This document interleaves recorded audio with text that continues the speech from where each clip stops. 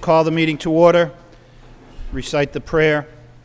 Today, dear God, today as this session opens, we pray that your presence will be before us and everyone who serves in the decision-making process of our city. We pray for direction which will lead our city to be strong and unified. May we continue the legacy of our founders. May we be granted this day the wisdom to make decisions which will be for the good of our city. We also pray for your special blessing on all those who are working to transform our city, to make it a better place to live and work. Amen. Pledge of Allegiance. I pledge allegiance to the flag of the United States of America and to the republic for which it stands, one nation, under God, indivisible, with liberty and justice for all. Roll call. Councilor Rita Murcia. Here. Councilor Milanazzo. Here. Councilor Ramirez. Councilor Broderick. Here. Councilor Caulfield. Here. Councilor Donahue. Here. Councilor Elliott. Here. Mayor Martin. Here. Councilor Armin Murcia. Here. 8 present. 8 present. There are several items under the city clerk portion of the agenda. As typical, we have the minutes of the July 10th meeting for acceptance. Motion to approve by Councilor Armin Murcia, second by Councilor Broderick. All those in favor say aye. Aye. Any opposed? The minutes are approved. Before we get on with the rest of the clerk's portion of the agenda, I'd like to recognize Councilor Rita Mercier, please. Thank you, Mr. Mayor. I'd like to offer a moment of silence in darkened chamber for Irene Long, who was very active in local and state politics for many years. She served as a member in the Democratic Party for over 50 years, both as a ward chairman and as a delegate. For over 25 years, she worked for elderly issues and was given the title and honor as Senator on Silver-Haired legislation. For 20 years, she was a member of the Lowell Council on Aging and served on its executive board as well. She leaves her 3 daughters and 2 sons, 15 grandchildren, and 13 great-grandchildren, and she will be truly missed. Thank you. Thank you. Councilor Caulfield? Thank you very much, Mr. Mayor. I also would like a moment of silence with darkened chambers for John J. Gennaro, loving and devoted husband, father, grandfather. Served this country with pride and distinction in the United States Navy during the World War II. Father of Mike Gennaro, Lowell firefighter. Also the father of Tara Marie Coates, business manager of the Lowell Fire Department. May they both rest in peace. Thank you. If we could rise in a moments of silence and darken chambers in their memory.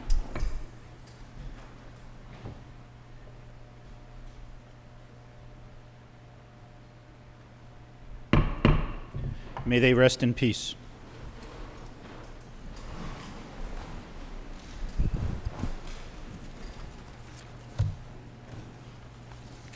Okay, next item on the agenda, we have a letter from Councilor Ramirez resigning from the City Council. It's addressed to the City Clerk, dated July 18, 2007.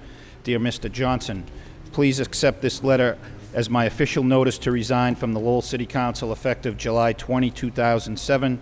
I've enjoyed the opportunity to serve as a City Councilor. Thank you for your courtesy and consideration. Very truly yours, George A. Ramirez. Move to accept the letter. Motion to accept the resignation letter and place on file by Councilor Armin Mercier, second by Councilor Elliott. All those in favor say aye. Aye. Any opposed? The letter is accepted and the resignation is accepted. We thank Councilor Ramirez for his service. The next item we have is a letter from the Election Commission requesting the next qualified candidate in the 2005 election. This letter is from the City Clerk to the Election Commission. Dear Commissioners, please be advised that in accordance with provisions of Mass General Law, as amended, I, Richard C. Johnson, City Clerk of Lowell, have received a letter of resignation from City Councilor George Ramirez effective Friday, July 20, 2007. I respectfully request the Election Commission provide to the Mayor and members of the City Council the name of the next qualified candidate in the 2005 Lowell City Council election who is willing to serve the unexpired term of Councilor Ramirez. And we have a letter in response to that from the Election Commission. Dear Mr. Johnson, the following individual is the next eligible person in line to succeed to the seat on the Lowell City Council. Joseph Mendonça, 321 West Meadow Road, Lowell, Massachusetts. Mr. Mendonça was 10th place finisher on the November 8, 2005 City of Lowell election with a total vote of 4,133. The letter's signed by the commissioners. And then we have a letter from the commissioners to Mr. Mendonça. Dear Mr. Mendonça, the Election Commission has received a request from the city clerk relative to the resignation of George Ramirez and the subsequent vacancy on the Lowell City Council effective July 20, 2007. In accordance with the provisions of Chapter 230 of the Acts of 1954, the Election Commission has determined you are the next candidate receiving the highest number of votes for membership on the Lowell City Council. If you are so willing to serve, we ask you kindly sign your name in the space provided below in order to notify the city clerk of your eligibility and willingness to serve as a member of the Lowell City Council. Sincerely, Lowell Election Commissioners. The letter is signed by the Lowell Election Commissioners, and it is also signed by soon-to-be Councilor Mendonça. A motion to accept those three communications placed on file by Councilor Armin Mercier, second by Councilor Rita Mercier. All those in favor say aye. Aye. Any opposed? The communications are accepted. So now we need a motion and a vote to accept Joseph Mendonça to fill the vacancy of Councilor Ramirez. So moved by Councilor moved. Donahue, second by Councilor Caulfield. Roll call, please. Councilor Rita Mercia. Yes. Councilor Milonazo. Yes. Councilor Broderick. Yes. Councilor Caulfield. Yes. Councilor Donahue. Yes. Councilor Elliott. Yes. Mayor Martin. Yes. Councilor Armin Mercia. Yes. 8 yeas. 8 yeas. Congratulations.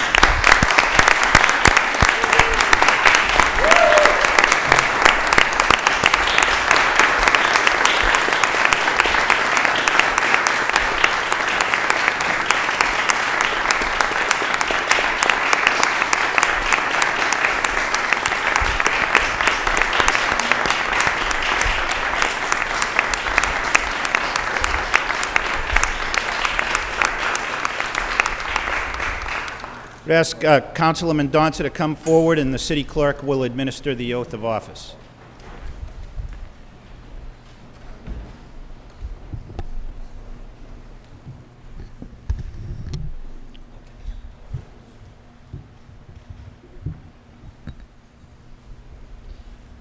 You just want to raise your right hand and repeat after me.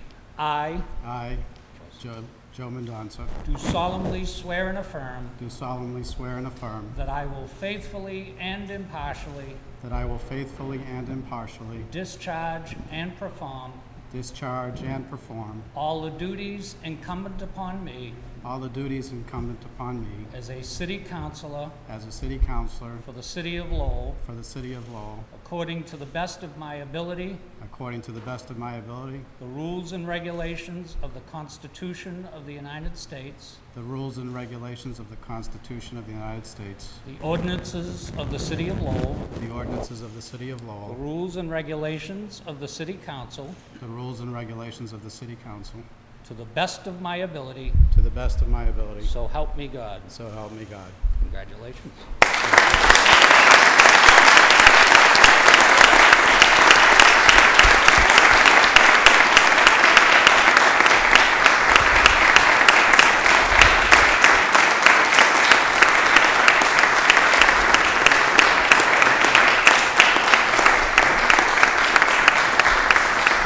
Good luck, Joe.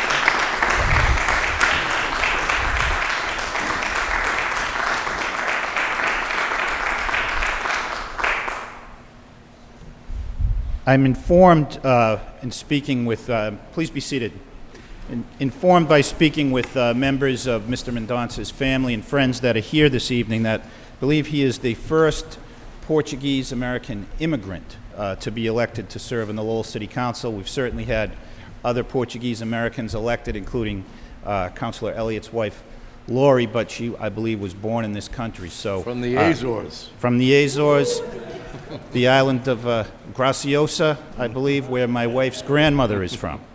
So it's certainly a historic day for the city and the Portuguese community here. I have a nameplate I'm going to present to Councilor Mendonça and ask him to make a few remarks. that the one from the school committee?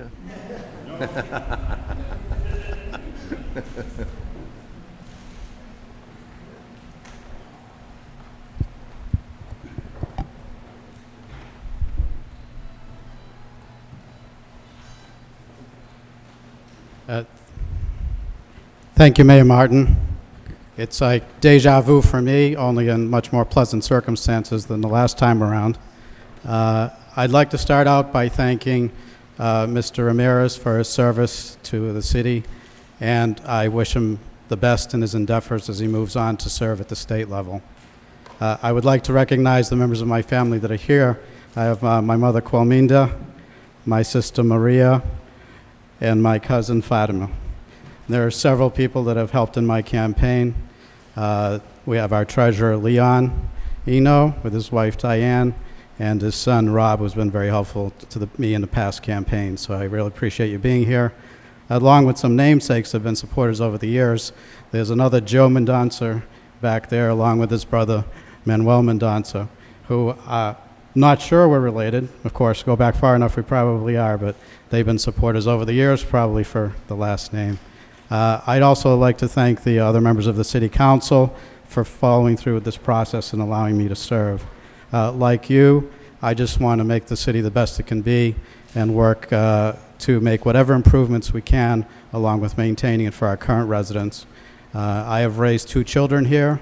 The city has given me a lot in education that I credit with my success in my career that's allowed me to raise my children here.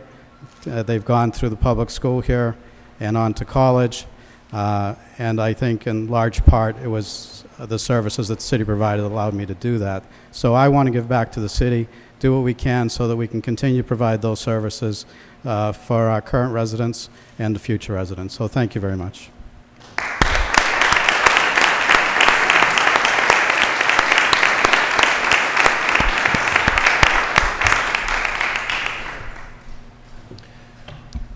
Thank you, Councilor Mendonça, and welcome. We'll now proceed with the more mundane items on the agenda. The first item are communications from the city manager in response to council motions and requests. Are there any comments or questions concerning any of those items? Councilor Caulfield? Thank you very much, Mr. Mayor. I want to thank the manager for drafting those letters and sending them to Senator Kennedy, Senator Curry. I want to thank you for that, Mr. Manager. And I did file a motion 2 weeks ago asking you to contact the Lowell delegation, and you have done that. So when my motion comes up, it will speak for itself. So I want to thank you for drafting those letters. Thank you. Councilor Armin Mercier? Thank you very much, Mr. Mayor. First of all, I want to thank the manager for getting the report on the payment in lieu of taxes for this year, and it clearly shows that the voluntary system that was put into effect the year 2000, based on the motion that I had brought forward, is increased this year from $13,000 to $19,000. But more importantly, since the year 2000, that voluntary payment in lieu of taxes was over $100,000. So it's a very successful program, and I hope that we continue sending letters out to nonprofits asking them to participate in the city's revenue sharing process by these payment in lieu of taxes. In another related matter, we did receive a copy based on a motion of mine from the UMass Lowell regarding the Tsongas Arena information. I would like at this time just to make a motion to refer that to the subcommittee that is in existence as a partnership with UMass Lowell to begin a dialogue at some point in the future concerning the Tsongas Arena and a relationship with UMass Lowell, if that's permissible. So moved by Councilor Armin Mercier, second by Councilor Milanazzo.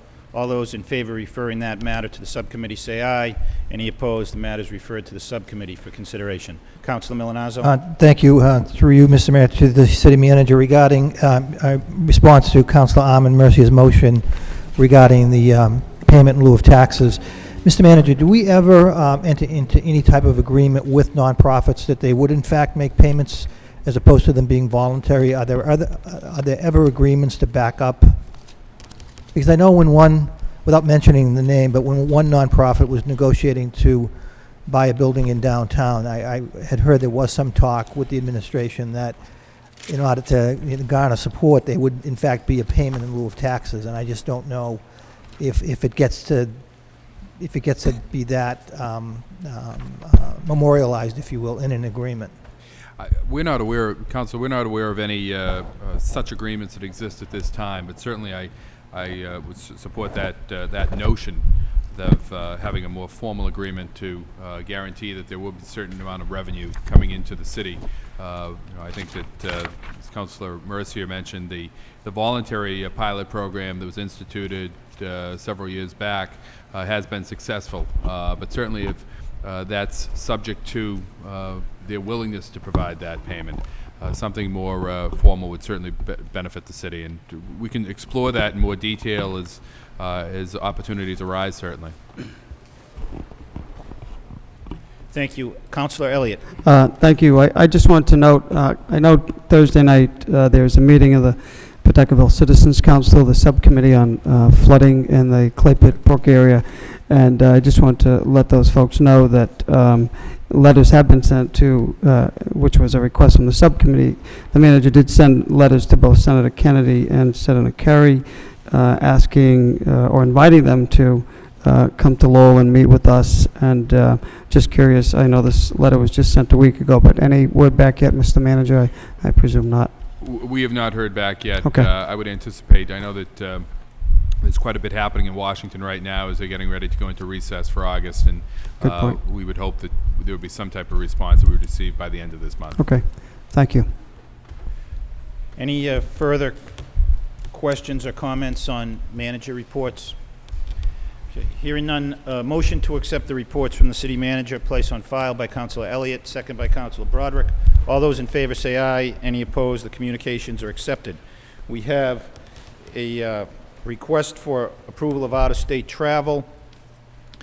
Dear Mayor Martin, the members of the City Council, attaches a request from Ken LaValle, Acting Superintendent of Police, to send 2 officers to Farmington, Connecticut to attend the program August 14 through August 17. Funds come from the police training account. Let me know if you have any questions. I believe there's a second. Oh, no, I'm sorry, that's the only request. So motion to approve motion by to Councilor approve. Rita Mercier, second by Councilor Broderick. Roll call. Councilor Rita Mercia. Yes. Councilor Milonazo. Yes. Councilor Mendonça. Yes. Councilor Broderick. Yes. Councilor Caulfield. Yes. Councilor Donegan. Yes. Councilor Elliott. Yes. Mayor Martin. Yes. Councilor Armin Mercia. Yes. 9 yeas. 9 yeas, the request is approved. Next item is a communication from David Damaris, resigning from the Conservation Commission. As a letter from the city manager. Dear Mr. Damaris, this letter acknowledges receipt of your letter dated July 11, 2007, in which you resigned from the Conservation Commission. Your resignation is accepted. I am filing your resignation and this acceptance thereof with the city clerk as required by law, and I'm also forwarding copies as a communication to the city council. The city appreciates your service as a member of the Conservation Commission, and on its behalf I extend thanks. Very truly yours, Bernard F. Lynch, City Manager. Motion to accept the communication, placed on file by Councilor Milonazo, seconded by Councilor Broderick. All those in favor say aye. Any opposed? The communication is accepted. We have an additional communication from the Planning Board. This concerns a zoning matter for priority development sites that was forwarded to the Planning Board. The report is as follows. Dear Mayor Martin, members of the council, the Lowell Planning Board held a public hearing Monday, July 16, 2007 concerning proposed zoning ordinance amendment, copy attached, pertaining to priority development sites. This amendment proposes to establish a new Section 9.5 of the zoning code, establishing procedure requirements for permitting developments in priority development sites as defined in Massachusetts General Laws, Chapter 43D, and established by the Lowell City Council. The amendment would also designate the Hamilton Canal District as a priority development site. Adam Bakke, Deputy Director of the Division of Planning and Development, and Mark Goldman, 58 Oakland Street, spoke in favor of the zoning amendment. No member of the public spoke in opposition. All members of the Planning Board were present at this hearing. At the meeting held July 16, 2007, member Joseph Claremont and member Richard Lockhart, Joseph Claremont moved and member Richard Lockhart seconded, and the board unanimously voted to recommend the City Council enact the proposed zoning ordinance amendment. If you have any questions or need any assistance, please feel free to contact the Division of Planning and Development. Sincerely, George Proakis, Chief Planner. This matter is to be referred to a public hearing on August 28th for consideration. Motion to so refer by Councilor Elliott, second by Councilor Broderick. All those in favor say aye. Any opposed? The matter will be referred to a public hearing August 28th. Councilor Elliott. Mr. Mayor, can we at the same time refer to the zoning subcommittee? I don't believe that we have taken this up, have we, Mr. Chairman? All right, motion also to refer the matter then to the zoning subcommittee by Councilor Elliott, second by Councilor Broderick. All those in favor say aye. Any opposed? The matter will be referred also to the zoning subcommittee for consideration. Next item is in order, a 60-day trial pursuant to Chapter 13 of the Code of Ordinances, City of Lowell, Massachusetts, entitled Temporary Experimental Regulations. Temporary traffic regulations are implemented for a period of 60 days. This concerns several items that have been before the council before. Is there a motion to waive the full reading by Councilor Caulfield, seconded by Councilor Milonazo? All those in favor of waiving the first full reading say aye. Any opposed? The first full reading is waived. Second reading by title. In order pursuant to Chapter 13 of the Code of Ordinances, City of Lowell, Massachusetts, concerning Section 13-6 thereof, entitled Temporary Experimental Regulations. Temporary traffic regulations are hereby implemented for a period of 60 days. Any questions on this matter? Roll call. Councilor Rita Mercia. Yes. Councilor Milonazo. Yes. Councilor Mendonça. Yes. Councilor Broderick. Yes. Councilor Caulfield. Yes. Councilor Donahue. Yes. Councilor Elliott. Yes. Mayor Martin. Yes. Councilor Arman Mercia. Yes. 9 yeas. 9 yeas. The order is approved. The next item is a vote authorizing the city manager to enter a license agreement with the Lowell 5-cent Savings Bank to encroach upon City of Lowell property at 97 University Avenue, Lowell, Massachusetts. Motion to waive the first full reading by Councilor Broderick, seconded by Councilor Caulfield. All those in favor of waiving the first full reading say aye. Any opposed? The first full reading is waived. Second reading by title, a vote authorizing the city manager to enter into a license agreement with the Lowell 5-cent Savings Bank to encroach upon City of Lowell property at 97 University Avenue, Lowell. Any questions on this item? Move approval. Motion to approve by Councilor Rita Mercia, second by Councilor Mendonça. Roll call. Councilor Rita Mercia. Yes. Councilor Milonazo. Yes. Councilor Mendonça. Yes. Councilor Broderick. Yes. Councilor Caulfield. Yes. Councilor Donahue. Yes. Councilor Elliott. Yes. Mayor Martin. Yes. Councilor Arman Mercia. Yes. 9 yeas. 9 yeas, the vote is approved. The next item is a vote authorizing the city manager on behalf of the City of Lowell to apply for, accept, and expend a grant from the Executive Office of Elder Affairs in the amount of $91,262 for the continued employment of staff as well as funding of various supplies, furnishings, and equipment for use by the Council on Aging. Motion to waive the first full reading by Councilor Elliott, seconded by Councilor Broderick. All those in favor of waiving the first full reading say aye. Any opposed? The first full reading is waived. Second reading by title, a vote authorizing the city manager on behalf of the City of Lowell to apply for, accept, and expend a grant from the Executive Office of Elder Affairs in the amount of $91,262 for the continued employment of staff as well as funding various supplies, furnishings, and equipment for use by the Council on Aging. Any questions on this item? Motion to approve by Councilor Rita Mercia, second by Councilor Milonazo. Roll call. Councilor Rita Mercia. Yes. Councilor Milonazo. Yes. Councilor Mendonça. Yes. Councilor Broderick. Yes. Councilor Caulfield. Yes. Councilor Donahue. Yes. Councilor Elliott. Yes. Mayor Martin. Yes. Councilor Arman Mercia. Yes. 9 yeas. 9 yeas, the vote is approved. Next item is a vote authorizing the city manager to accept the bid of Loon Hill Development, Inc. in the amount of $95,000 to purchase property located at 201 Circuit Avenue, Lowell, and to execute all documents necessary for the transfer of the property. So motion to waive the full reading of this one by Councilor Elliott, second by Councilor Broderick. All those in favor of waiving the first full reading say aye. Any opposed? The first full reading is waived. Second reading by title, a vote authorizing the city manager to accept the bid of Loon Hill Development, Inc. in the amount of $95,000 to purchase the property located at 201 Circuit Avenue, Lowell, and to execute all documents necessary for the transfer of the property. Questions about this item? Council Milonazo. Thank you, Mr. Mayor. Through you to the city manager, could you tell me who the principals are of Loon Hill Development? Assistant Manager Coggins is here. Perhaps he can provide that information. Sure, Counselor. The principals are Dan Chase and Tim Juzik. Okay, thank you. Any further questions on this item? Roll call. Councilor Rita Mercia. Yes. Councilor Milonazo. Yes. Councilor Mendonça. Yes. Councilor Broderick. Yes. Councilor Caulfield. Yes. Councilor Donahue. Yes. Councilor Elliott. Mayor Martin. Yes. Yes. Councilor Arman Mercia. Yes. 9 yeas. 9 yeas, the vote is approved. Public hearing? Okay, the next item is a vote authorizing the city manager on behalf of the city of Lowell to enter into a memorandum of understanding with the Commonwealth of Massachusetts Department of Conservation and Recreation for property located at 22 Shattuck Street, Lowell, also known as the Mac Building. Motion to waive the full reading by Councilor Broderick, seconded by Councilor Elliott. All those in favor of waiving the first full reading say aye. Any opposed? The first full reading is waived. Second reading by title.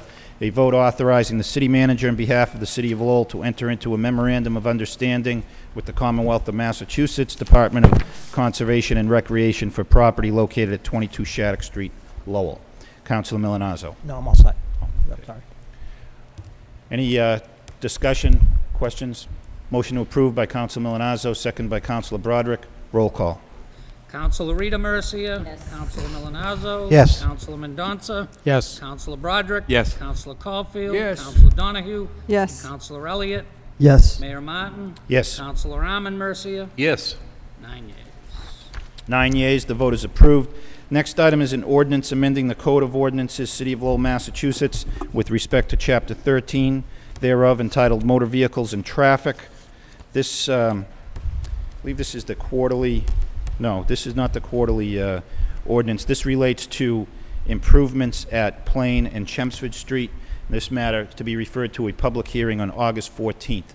Motion to so refer by Councilor Elliott, seconded by Councilor Mendonça. All those in favor of referring this matter to a public hearing on August 14th, say aye. Any opposed? The matter is referred to a public hearing on August 14th. Next item is a vote authorizing the city manager to apply for, accept, and expend a self-help grant from the Commonwealth of Massachusetts Executive Office of Energy and Environmental Affairs, Division of Conservation and Recreation for the construction of the Concord River Greenway in the city of Lowell. A motion to waive the first full reading by Councilor Elliott, seconded by Councilor Broderick. All those in favor of waiving the first full reading say aye. Any opposed? The first full reading is waived. Second reading by title. A vote authorizing the city manager to apply for, accept, and expend a self-help grant from the Commonwealth of Massachusetts Executive Office of Energy and Environmental Affairs, Division of Conservation and Recreation for the construction of the Concord River Greenway in the city of Lowell. Any questions on this vote? Roll call. Councilor Rita Mercia. Councilor Milonazo. Yes. Councilor Mendonça. Yes. Councilor Broderick. Yes. Councilor Caulfield. Yes. Councilor Donahue. Yes. Councilor Elliott. Yes. Mayor Martin. Yes. Councilor Arman Mercia. Yes. 9 yeas. 9 yeas, the vote is approved. The next vote is a vote authorizing the city manager to accept the bid of George Scannell, trustee of the Hyacinth Trust, in the amount of $4,502 to purchase the property located at 316 Lincoln Street and to execute all documents necessary for the transfer of the property.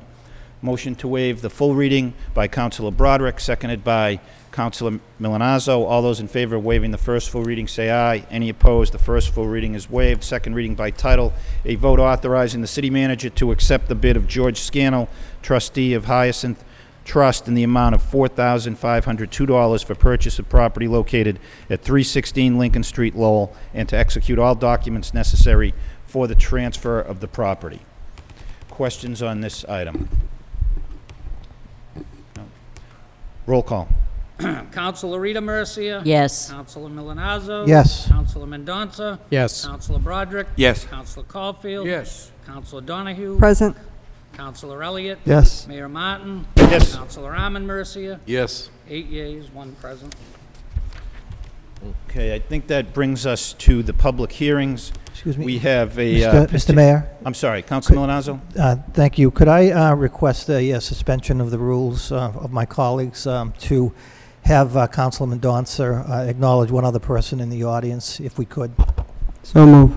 Thank you. Second. Thank you. Okay, so moved by Councilor Milanazzo. Any objection to the suspension of the rules? No.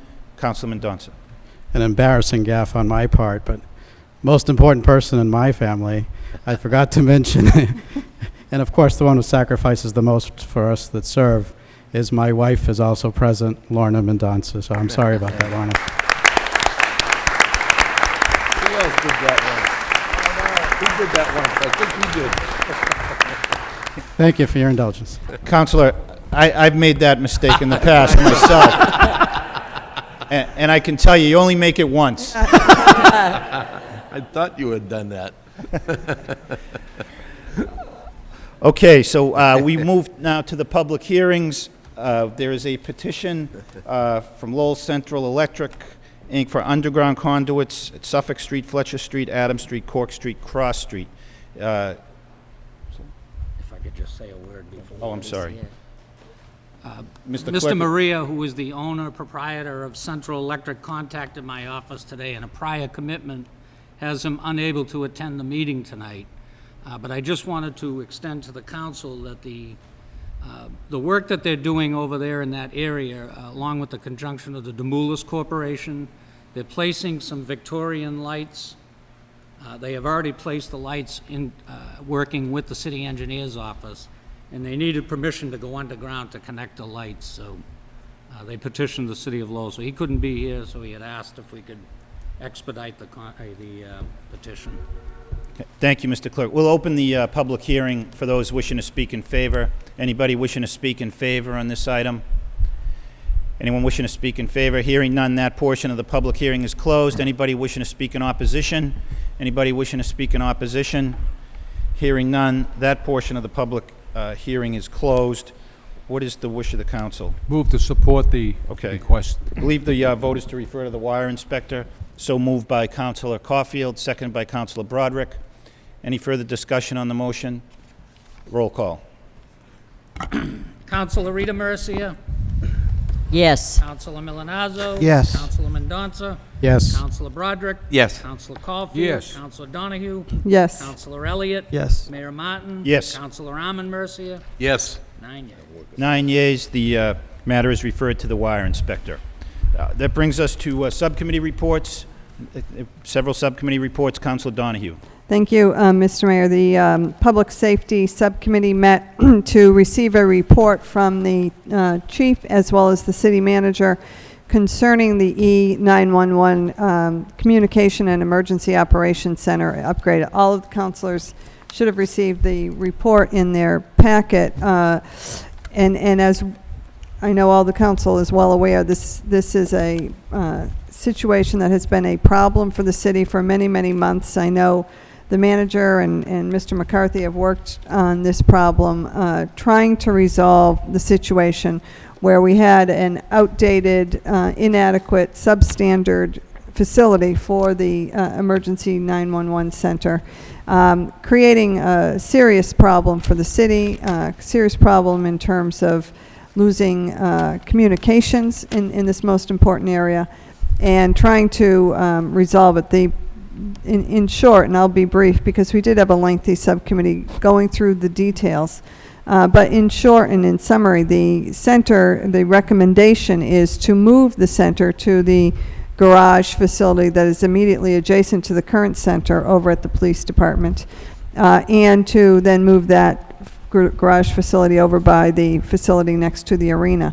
This would enable us to do a number of things, not only provide an up-to-date E911 center for the capacity that we have to service right now, but because the laws are changing and the city's going to have to facilitate cell phone telephone calls as well, requiring all new equipment. And for those who haven't had the pleasure of checking out our system or our facility right now, we literally have equipment stacked upon equipment because of the changes in technology. And we are at a point where much of our technology is outmoded and outdated, particularly the radio frequencies and communications.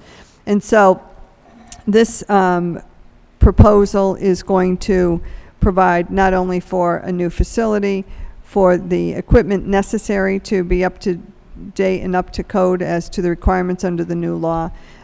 It will also provide updated radio frequencies for the police officers and cruisers. It will provide for updated fire notification in terms of fireboxes on private facilities.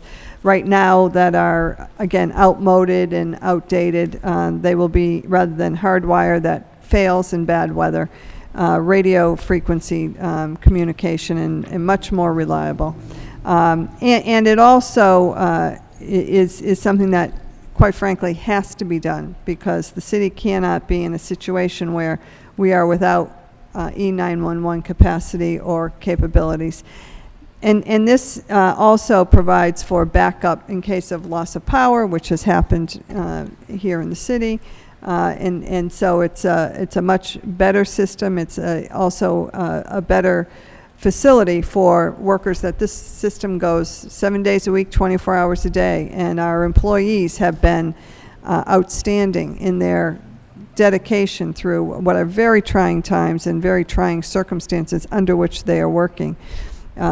The subcommittee adopted the recommendation of the manager to bond the cost for this so that we can go out to bid and start the process of getting this done. And it could cost in the vicinity of $2 million. And I say in the vicinity because this is based on estimates.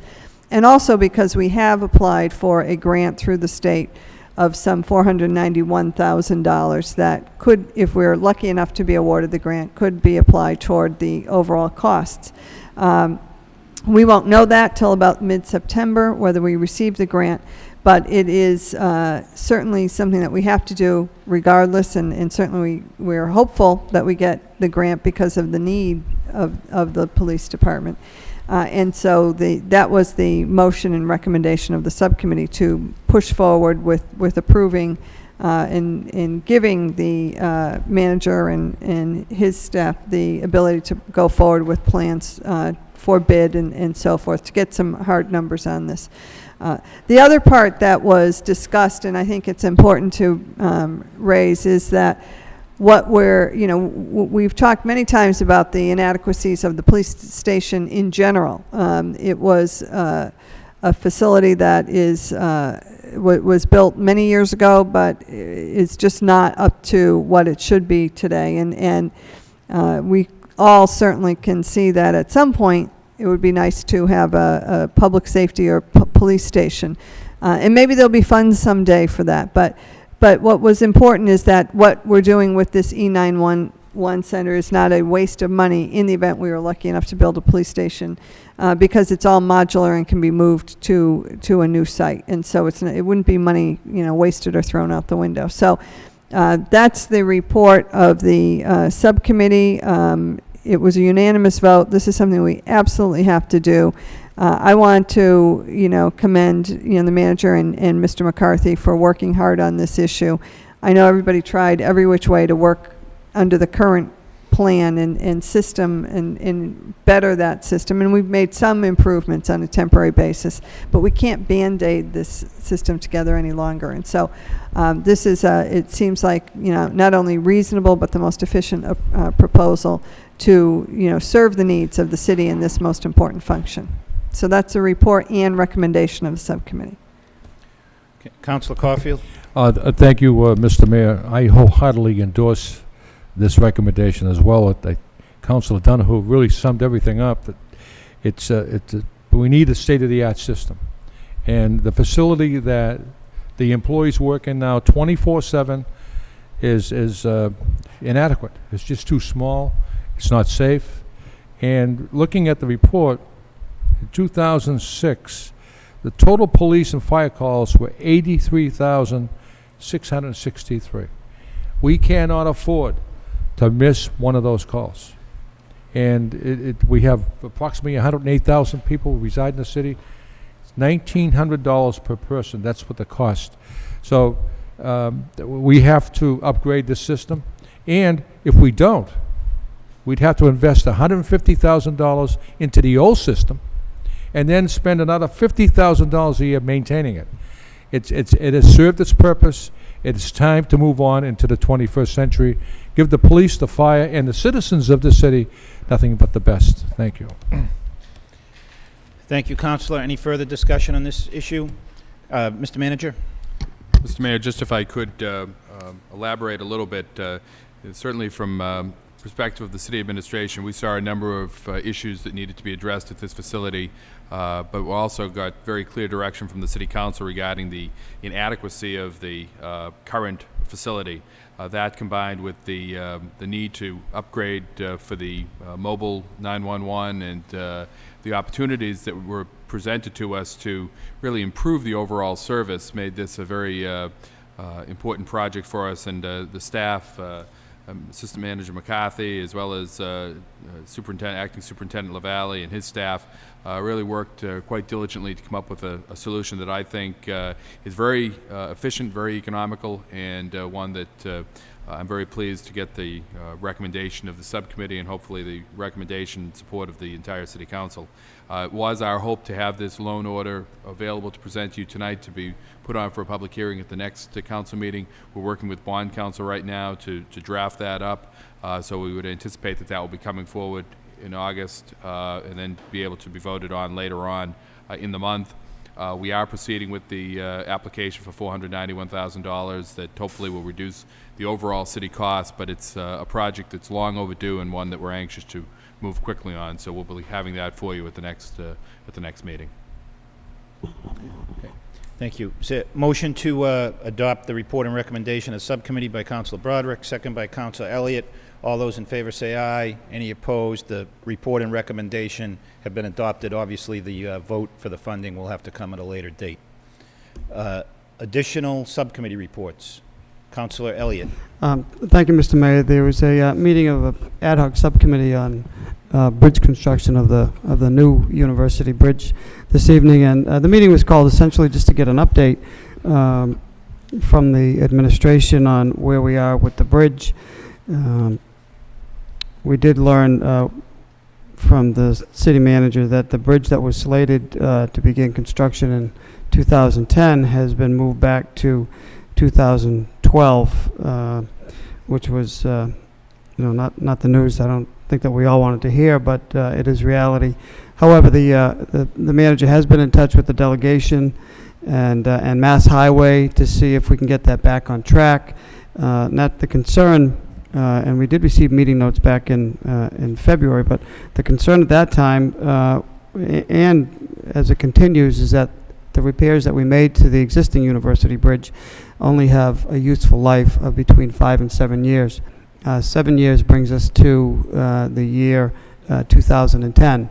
Construction time on the new bridge is approximately 2 years, so that time frame clearly doesn't coincide with the time frame that Mass Highway gave us on how long those repairs are essentially good for. So that essentially was the update and a report of progress or delay, if you will. There was also a motion made to have the manager get an update from, again, the delegation and Mass Highway on where we are with the Rourke Bridge and when that temporary bridge is slated to become a permanent bridge. So we hope to get that update from the delegation, Representative Golden, where that bridge that is part of his district. So that's just a quick update. We'll proceed. We'll get an update in the future when we get more information. But we're hoping very much to get that project back on track from the year 2012 to back to 2010. Thank you, Mayor. Councilor. Councilor Armin Mercier. Through you, Mr. Mayor, have they given a reason why there's a delay? Is it a priority situation? Councilor, the reason that we've received from Mass Highway is that generally that they have more projects that they can fund, and therefore it's a a question of trying to work everything into some type of funding schedule. I think we need to make it very clear to Mass Highway that this is a project that really has to be a priority. And I know that in talking with Senator Pangiatakis, he is very supportive of this and is interested in working with us to move that up on their list for funding. There are some meetings taking place through the Northern Middlesex Council of Governments, which does play a role in how these projects are prioritized, and we're providing input to them, and we'll be participating in that process to make sure that we get full hearing that and really deliver the message that this is something that needs to be done for the city.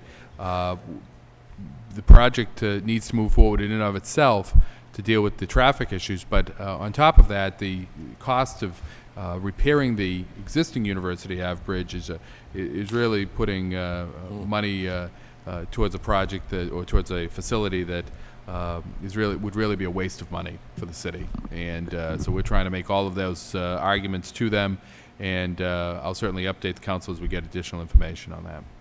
Thank you. Councilor Elliott? Thank you, Mayor. Just a couple other items of note that were mentioned at the meeting. The Lowell Mission Church is one of the buildings that has been slated to be taken by eminent domain. Negotiations have been complete. The Mission Church has relocated to Andover Street, so that is good news. Council Milanazzo also reported that the Transportation Improvement Plan is in the process of advertisement, and the city is in the process of responding to that tip. So that was just information reported from Council Milanazzo, who attended the NEMCOG meeting. And those are the last two final items of note. Thank you. Thank you, Councilor. Anything further on this topic? Motion to accept the report as a report of progress by Councilor Milanazzo, second by Councilor Mendonça. All those in favor say aye. Any opposed? The report is accepted. Any additional subcommittee reports? Okay. We have two petitions, two claims for property damage. Motion to refer to the Law Department by Councilor Broderick, second by Councilor Armin Mercier. All those in favor say aye. Aye. Any opposed? Those matters are referred to the Law Department. Under the motions this evening, we have three motions on the topic of indemnification. Any objection to taking them together? Nope. So the first motion by Councilors Broderick and Donahue. The City Council requests the City Manager provide the City Council and Public Safety Subcommittee with an update on the status of the Bucellas indemnification, seconded by Councilor Elliott. We have a second motion by Councilors Broderick and Donahue. The City Council requests the City Manager provide the City Council and Public Safety Subcommittee with an update on the status of the indemnification policy for the Lowell Police Department, also seconded by Councilor Donahue. And then a third motion by Councilor Caulfield. The City Council requests the City Manager to report on the indemnification policy for the Lowell Police Department, seconded by Councilor Elliott. Councilor Donahue or Councilor Broderick? Okay. Thank you. I'm sorry, we have a number of people registered to speak. Oh, okay. Do you want to hear from them first? Okay. Timothy Golden.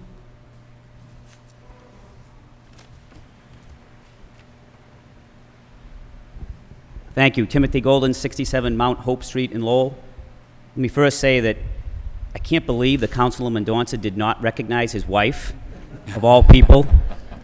Good luck on the couch tonight, Joe, but congratulations. No, I'm here tonight to talk about indemnification, and I appreciate that it's been brought up again. I know you people have been working hard on this issue, and you know the issue inside and out. I didn't a year and a half ago, to tell you the truth. Indemnification, that was too long of a word, sounded too complicated. I didn't really know what it was all about. Well, I know what it's about now, and I think a lot of the people at home need to kind of know exactly what we're talking about here. When we're talking indemnification with the police department, in a nutshell, we're saying that police officers who carry out their duties as you want them to, as state law says they can, as city ordinance says they can and should, as the policy and procedures at the Lowell Police Department that I'm sure come through this body says they should act. They do everything the right way, and in a situation, whether it be more than likely an arrest or however they handle a situation, years later, 5 years, 6 years, 10 years later, they're found by a civil court, they're found civilly liable, and a huge, huge amount of money is put on them.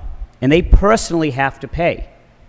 And it's a situation that it isn't a what if that this could happen, or this isn't something that, we read about that happened in California or Pennsylvania. Police officers in Lowell need only look to their union president right there, John Boutsellis, who's on the hook for $181,000 that has to come out of his pocket. Every month he pays that. This is real world. He pays that. It doesn't go into his daughter's college fund. It doesn't go to an extra mortgage payment on his house or whatever, to upgrade his house or to buy a new car and go on vacation. It's going to somebody not in this city, not a Lowellian, over a case that happened, 9, 10 years ago, that for whatever reason in this lawsuit happy world we live in, all the stars aligned in the wrong way against him, and he was found guilty, or he was found to pay this person.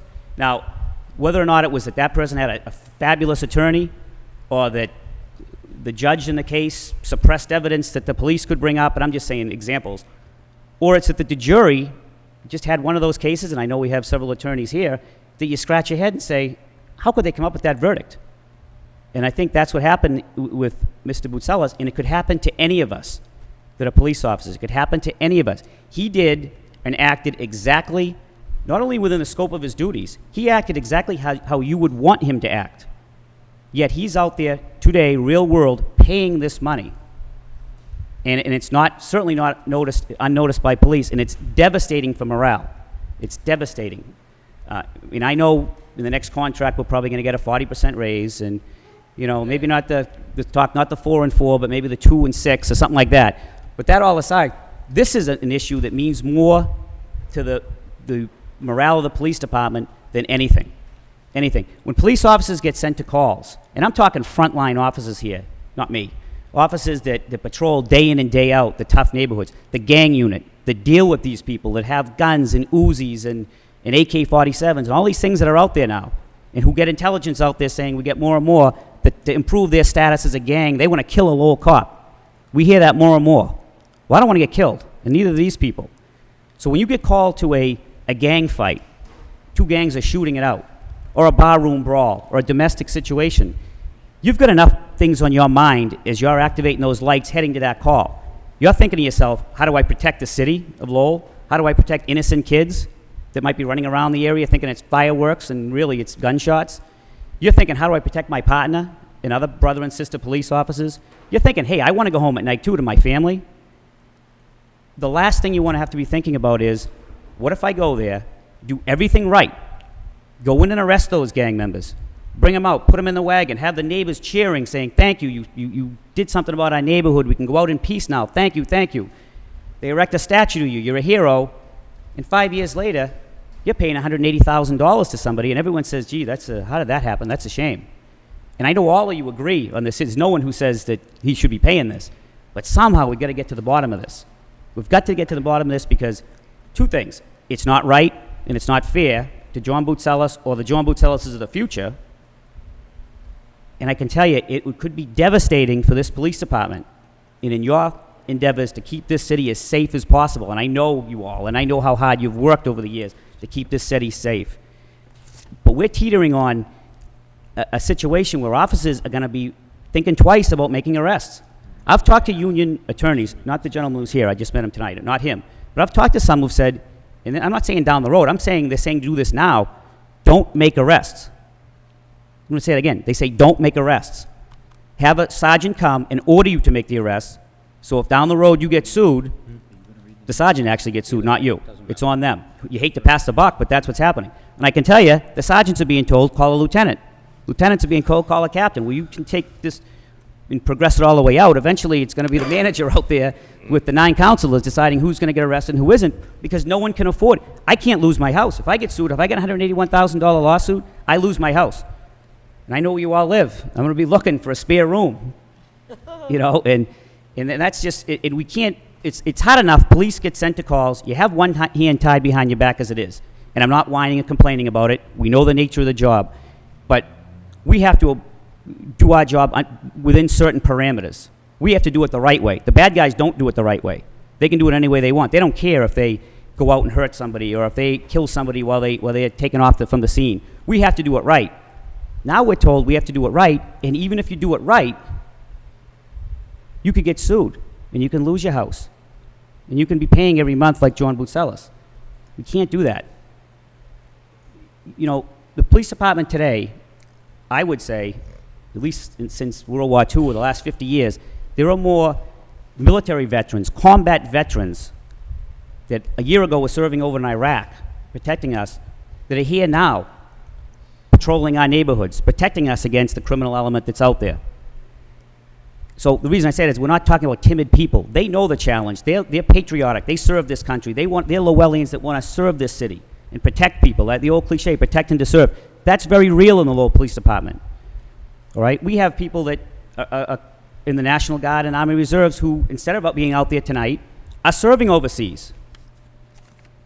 We have somebody who was my partner years ago, and he's now my partner again. We've come full circle, that all of you know, Sergio Maldonado.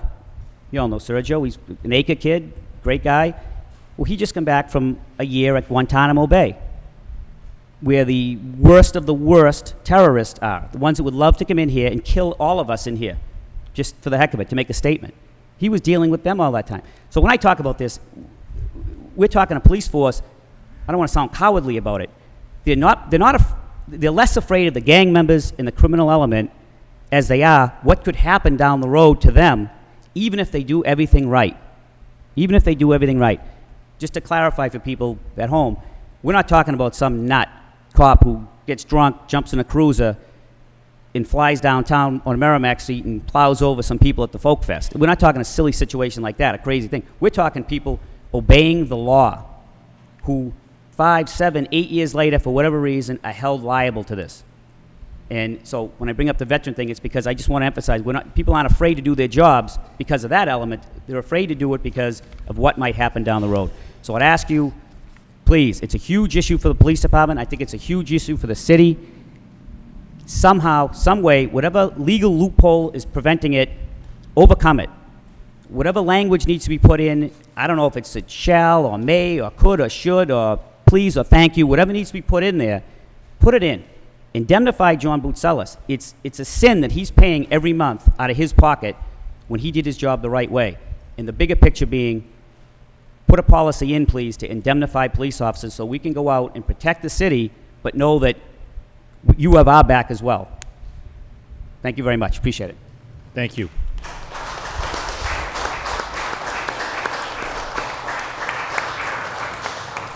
Kathleen Marson, 200 Market Street. Mayor, city councilors, I think if you asked, the manager would get you a couple more fans. It's possible. Thanks for saying all that, because I promised not to rant, and a couple of my neighbors sat down and wrote this communication to the council, and I promised I'd read it and stick to it. Lowell City Councilors, members of the Downtown Neighborhood Association, request the City Council take action to resolve the indemnification of Officer Boutsellis. City Council has passed multiple motions in favor of indemnifying Officer Boutsellis over the past years, but has failed to act. Each election cycle brings the proclamation that the city does not need district voting, that councilors are able to represent the entire city. However, if you do not live where you hear gunshots, late-night fights, know there's gangs wandering your neighborhood, you may not necessarily understand the need for police to act swiftly, appropriately, and mostly without hesitation when we need them. 2 o'clock in the morning, some crazy drunken kid is outside the street, jumping up and down in a car, smashing the windows, or you look out your window and you see a gang fight. You need to know that you can call the police and they're going to intervene without hesitation. The Lowell Police Department continues to make this city a very safe place to live. They're well-trained, professional people. They prove every day they know exactly how to do their job. Officer Boutsellis and all of the other police officers, they're really the most important asset that we have in our neighborhoods. The success of the city really rests on the performance of our police department to maintain public safety, and residents expect the city council to recognize the importance of supporting their efforts. Can I give you a copy of that for the record? And since I'm here and I can't help but just like let one little rant out, just from personal perspective, this isn't anything to do with any particular neighborhood or any particular thing that's going on. It's the one time in your life when you have to pick up the phone and you need some help. And you just want them to come. So, thank you very much.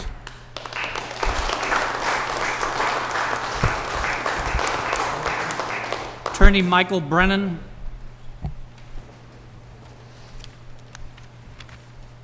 Good evening, Mr. Mayor, ladies and gentlemen of the City Council. My name is Michael Brennan, and I am one of the lawyers that represents the police union. And probably one of the hardest things for most lawyers to do is to sit down and shut up when they're ahead. You've heard two great reasons why the city needs to indemnify the police, take care of the situation that's a burden to John Boutselis, and to deal with a real situation and a real problem that not only the city of Lowell faces, but many other cities face as well. And that is, how are we, and I'm a civilian, so I put myself in that as well, how are we going to protect those who protect us? It boils down to that very simply. We need to be able to ensure that the police that go out and do their job can go out and do it without having to think, without having to hesitate, without having to weigh how they're going to react and do their job. You've heard from different people and the people that have talked about the kinds of things that this indemnification agreement or this indemnification policy will protect. And again, the language in the statute does not absolve a police officer who acts willfully, maliciously, or with wanton disregard for the law. It protects the police officer who's doing his or her job. The city needs to take care of the situation that John Boutselis is faced with. The city needs to protect the police officers that it deals with on a daily basis, the police officers who are going out and doing the hardest job, or one of the hardest jobs that the city has before it as employees. By the very nature of being a police officer, they're uniquely in a position where they expose themselves to liability, they expose themselves to situations and circumstances where they can and will be sued. Whether every arrest involves a police officer putting hands on another person. If the person was not a police officer, that would be a crime. Every time a police officer is involved in a minor motor vehicle accident, they're exposed to personal liability. Every time they do their job, whether it's arresting somebody based upon the statements of someone else, arresting somebody based upon what they believe to be probable cause, they need to know that if they do that and they lock up in good faith the wrong person, that they're not going to be paying the price forever. It's a very simple thing to do. It's a very simple thing to take care of. It just needs to, at some point, be dealt with. And I know that these things can take time and that the wheels sometimes move slowly, but they shouldn't. There's no excuse for not dealing with John Boutselis' situation. There's no excuse for not protecting those who day in and day out protect you. So for those reasons, I'd ask you to adopt the recommendations that are before you, indemnify the police department, indemnify the police officers in the same way, frankly, that most chiefs of police are indemnified. And it's far more likely that the police officers that are up here and back here are going to be the ones that need the indemnification agreement as opposed to a chief. Someone who's out there every day risking their lives, risking their body, risking their safety for you. Thank you. Thank you.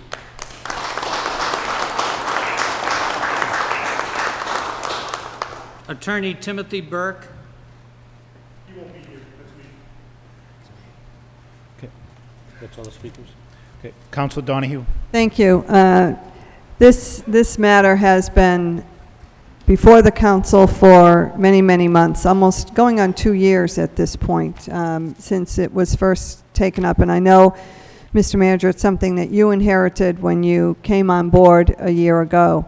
But unfortunately, we still don't have a resolution, and it's a very serious problem. We've all discussed this on the council floor many times. We discussed it in the subcommittee, sent it back for, work and see if there could be a resolution.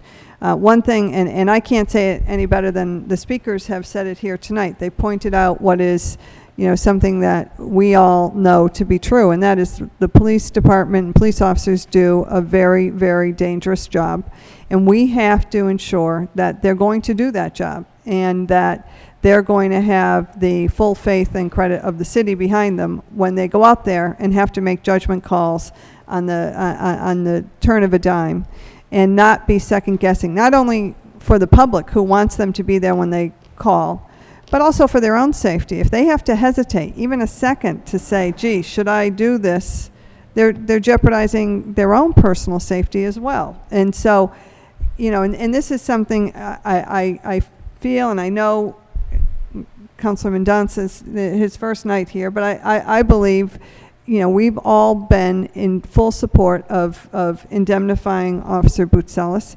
I know we've been given reports over the months of where we are in terms of the status of the case and why technicalities, I'll call them. I mean, the law is saying if a jury said thus and such, you can't indemnify by statute.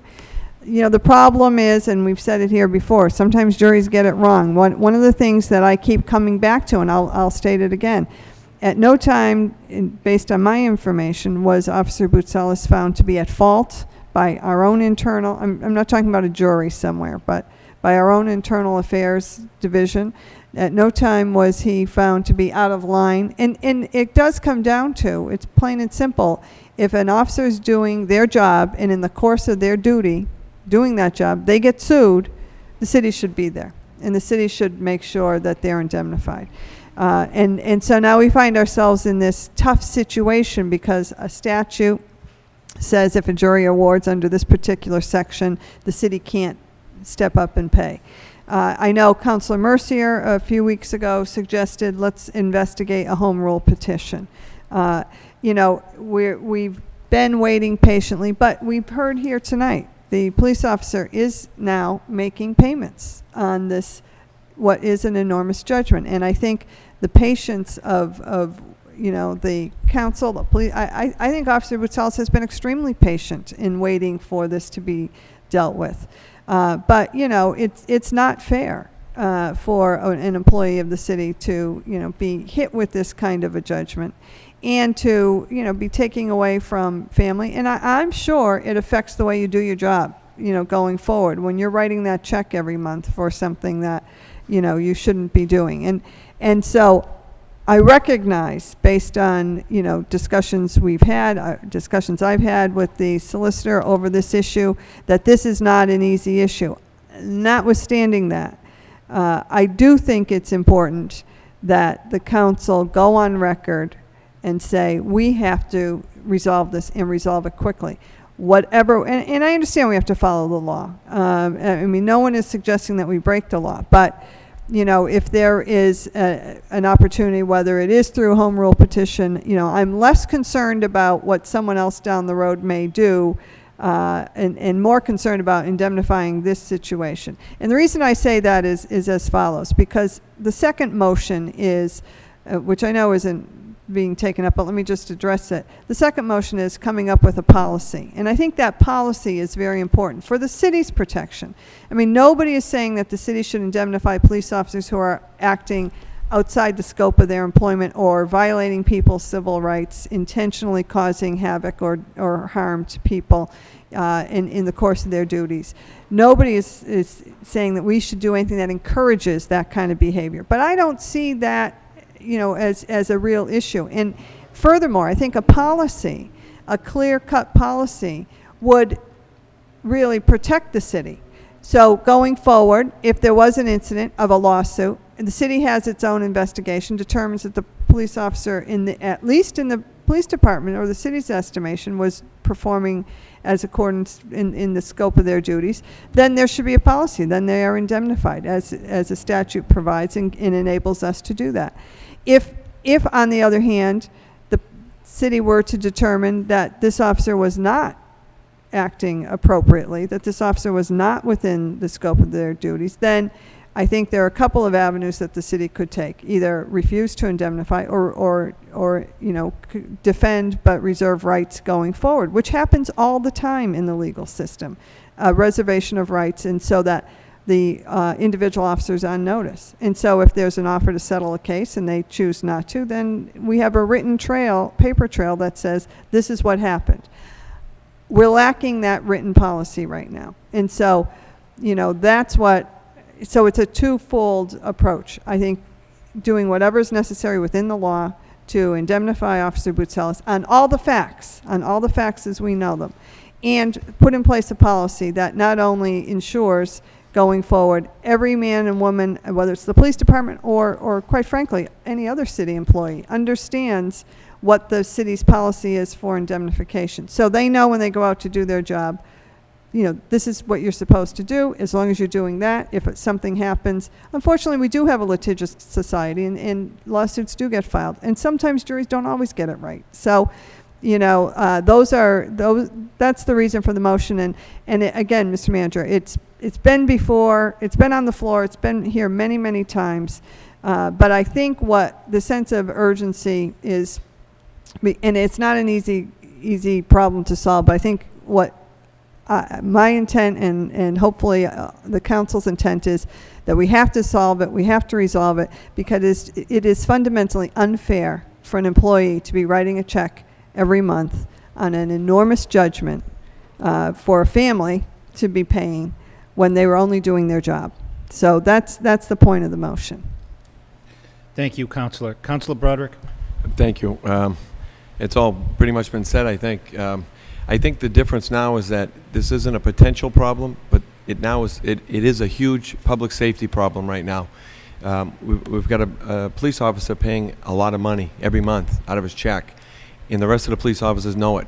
And they look at a guy that did his job, followed the training, followed all the rules, was on the job, doing what he was asked to do, and his fate is decided by a jury rather than by a city policy. I think that's the first problem. I mean, this goes back 9 or 10 years, so it's something we have to try and address now. I mean, this has been kicked around for a couple of years, and we've heard or read all the reasons why we can't indemnify, but I think we have to find a reason how we can indemnify and change what we're looking at. In terms of, the goal here, I think, needs to be to indemnify Officer Boutsellis. We asked these police officers, we've had public safety meetings, we've gone out to neighborhood, just had the Lower Highlands meeting, Acting Superintendent LaValle, getting information, gathering information, and he's asking these officers, beefing up the gang unit, to go out and be aggressive. Get guns, get aggressive, get this information. And it's not going to work.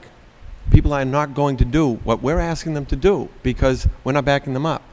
And it's that simple. They're going to walk away from the fight, or not go into the house, or not pull the kid out of the car and grab what gun may be under the seat. We're never going to know. We got a report on our desk this evening about confiscated guns. I think it was 38 guns. These things aren't going to happen if we're not going to back these police officers. But in Officer Boutsellis' case, Mr. Manager, I think this came up a few weeks ago when you were away. That was one of the reasons I thought it would be timely, now that you're back, to get at this,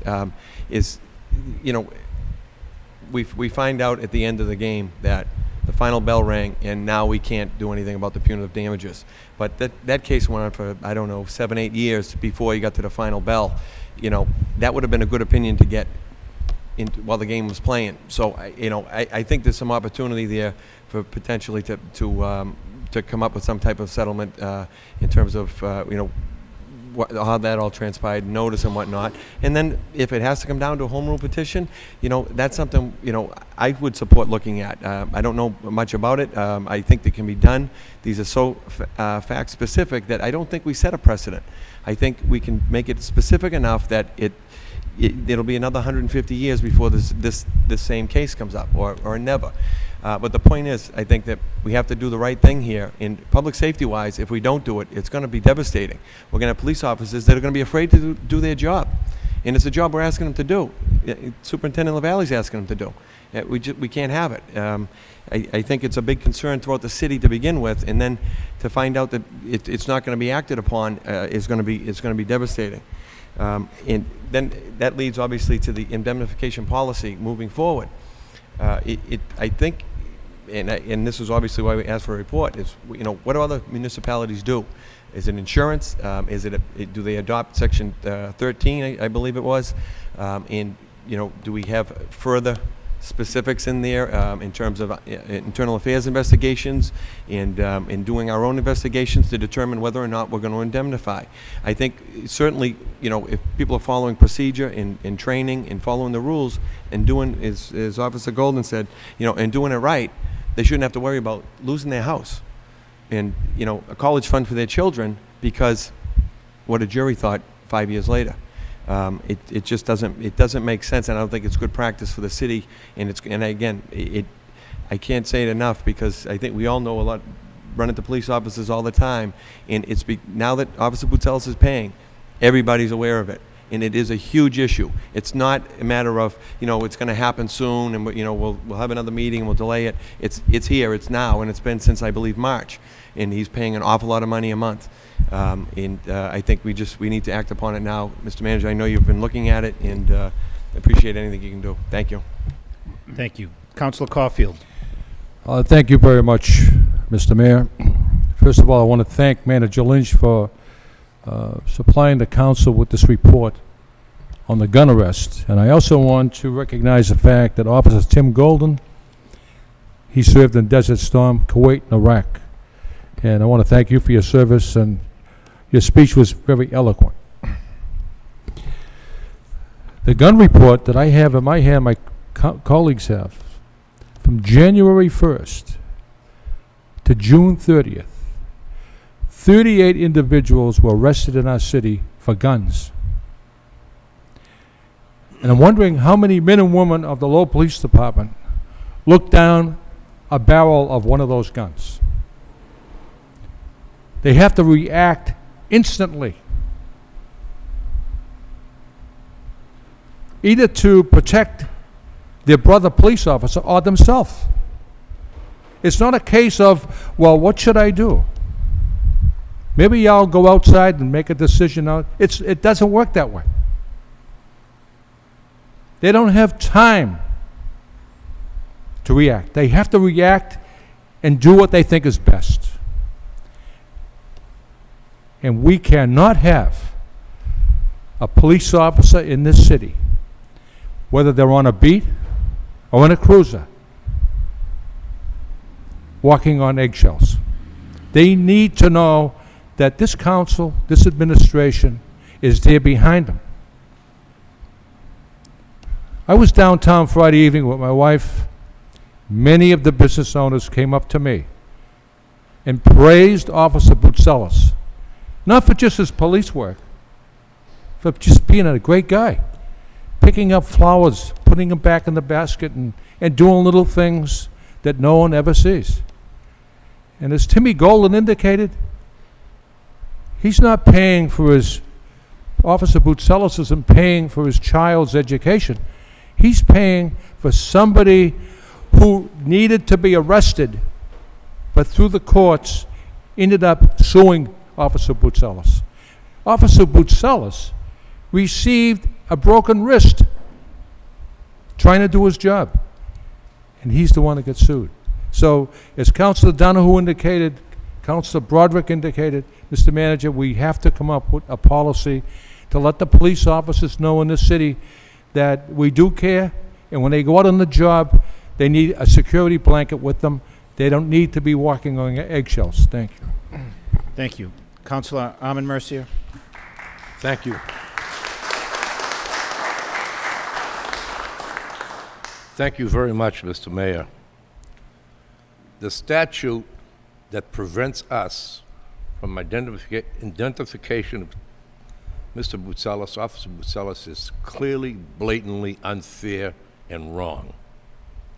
Now, how do we deal with that? We absolutely have two issues.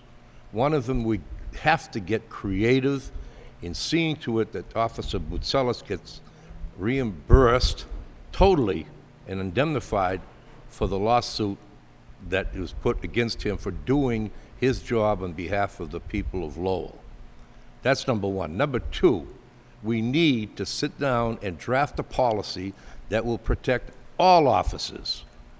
I heard tonight, and it's the first time I hear this, that the chief of police, whoever he or she may be, has an indemnification policy to protect he or she. Well, if that's possible, then it should be possible for every person in the police department to be indemnified if in the pursuit of their duty they didn't do anything wrong. 2 weeks ago, when we heard from the law department about a statute that prevents us from doing that, my immediate thought was then, let's go beyond that. And that's why I suggested that we look into a home rule petition specifically for Officer Boutsellis to be reimbursed for what he's paid already and indemnified for the judgment that is levied against him. I believe very strongly, based on what I know of the case, that that can move forward. The other possibility is for the manager and the law department to become, quote, creative here on how we can find the way to have this happen for Mr. Boutsellis. We have some great minds in the city. We are able to accomplish many things when we put our mind to it. I would like to see that creativity applied to this very, very important issue. And secondly, I think the Public Safety Subcommittee should begin immediately developing a plan with the law department that would indemnify all police officers in the pursuit of their duties, providing that they themselves have not violated the law. I think that we need to put this right on the front burner. It's not fair to Officer Boutsellis, it's not fair to the people of Lowell, and it's not fair to every man and woman in the police department to be subject to that threat that if they hesitate, they may hesitate. They're good police officers, and I'm sure none of them will give that a thought. But human beings are what they are, they could. So I really think the first priority is to sit down with the minds that we have, both in the police department, the law department, and the manager, to get creative on how we get the money to him some way, somehow, legally. And if it needs a home rule petition to do it, let's file it. If it needs some creativity out of the law department's budget, let's do it. The most important thing here is that we cannot just ignore this and have it keep going the way it is. We need to do something as a city, and I'm sure that the people of Lowell are looking towards us doing that because of the reputation that not only Officer Boutsellis has, but every man and woman in uniform. So I would really strongly urge, Mr. Manager, I don't know what happened to my suggestion about the home rule petition, but even beyond that, let's get creative. We've got some great minds here, and I think they can have that happen, and I urge everyone to work together to have it happen and then develop a policy where we're not faced with this again in the future. Thank you very much, Mr. Mayor. Thank you. Councilor Milanazzo? Thank you, Mr. Mayor. A lot of what has been said this evening I certainly agree with, but it's also unbelievable to think that in this day and age, a police officer like Officer Boutsellis, who was doing his job, is now writing a check every month. It's just, it almost borders on being outrageous, and I really hope that the viewing audience this evening feels the same way as I do, and I think there's a real immediacy to this. I think that we need to deal with this right away. We've been talking about this as a full council and through the Public Safety Subcommittee for the last couple of years, and I think that we need to, as my colleagues have indicated, work through the administration, work through the law department, and if it takes a home rule petition, we ought to file that forthwith. We ought to get that right down to our state delegation to deal with this. I think that when we're asking police officers to put themselves in harm's way, they need to know that the city is standing behind them, and I certainly would support a home rule petition going forward, and I certainly would want to take this responsibility off Officer John Boutsellis and his family, because he was doing his job. The internal investigation out of the police department concluded that he was doing his job. Unfortunately, whatever happened vis-a-vis the jury system, it's really terrible, and I really do feel that it almost borders on being outrageous that he now is writing a check every month for just doing his job. So I think it's time that the city steps up and puts forward this home rule petition, and something that I certainly would support on two fronts for the entire police department and other city employees we talk about as well, just so people know where they stand when they go out and represent the city doing their job, and certainly for Officer Boutsalis. Thank you. Thank you, Counselor. Counselor Rita Mercier? Thank you, Mr. Mayor. You know that I'm not a person of very few words, but tonight, considering the fact that I wrote Officer Timmy Golden's speech, it speaks for itself, and I support everything that everybody said, especially my colleague, former colleague on the school committee, Timmy Golden. Thank you. Thank you, Counselor. Councilman Donza? Yes, I've maybe new on the council, but I've been following this closely in the newspaper articles and the proceedings here at the City Council. And to me, it seems unfathomable that we wouldn't be able to support the people that are doing their jobs, just performing their duties. I think it's very important that they shouldn't need to hesitate or even think about it. But even though they might not personally, now it's their entire families and their futures that are at stake as well. So I think that we do need to do something, come up with something, even supported our state delegation changing the law if necessary so that we can protect them. Again, when they're doing their lawful duties. They're not breaking the law. They're just being sued civilly after the fact for doing something that we required of them. So I would certainly support coming up with some policy that will protect them or any other employee of the city that's performing their duties. Thank you. Thank you. Counselor Elliott? Thank you. I'll be brief because I certainly do agree with all the statements that have been made, but juries do get it wrong. And they did get it wrong in this case, because anyone that has had the opportunity to meet Officer Boutsalis certainly would testify to that. He's a decent man. He's a dedicated police officer. And I don't know how the set of circumstances, I'm sure he's scratching his head every day or every month when he writes that check, brought us to this point, but it doesn't make sense. If you read the case, I don't know how a jury could have come to this conclusion, but it does make sense. This issue has lingered for quite some time, and we do need to send a message to the police officers out there, because they are going in harm's way, and we do expect them to perform, and we should support them. But put a policy in place, and it has been mentioned. We're not putting a policy in place to just completely, be able to write a blank check for any action that an officer will take. That's not within his or her purview. We're going to protect those individuals that are doing their job, that deserve the protection, and we should be doing that. So I'm going to support the motion to put a policy in place and to come back to the Public Safety Subcommittee with some parameters and language that shows the police officers and the police department that we are behind them when they're doing their job. We're going to support them and support them in the right way. So I look forward to some recommendations and being a member of the subcommittee, putting something in place in a timely manner. Thank you. Councilor Donahue? Thank you. In that vein, I would suggest that the report and recommendation come back 2 weeks from tonight to the Public Safety Subcommittee, Mr. Manager, if at all possible, because it is a matter that's been kicking around for a long time. And I do think if we can, whatever the action plan is, and I think it is a matter of putting it on the front burner and let's just get this done. So, if the action plan is home rule petition after reviewing it, then let's know that and bring it to the subcommittee, as well as, recommendations for the policy, be it the language of the statute or other language that other communities, and this isn't a novel issue, obviously, and so, so that we can deal with this, once and for all. And so if that's acceptable, I would ask that the report come back 2 weeks from tonight. Counselor, I believe the next meeting's August 14th. Is that? All right. 3 weeks from tonight. I second that motion. Okay. Councilor Broderick, did you have? I was just going to recommend the same thing. I believe the motion, the full motion said report to City Council Law Subcommittee, so I think Subcommittee in 3 weeks.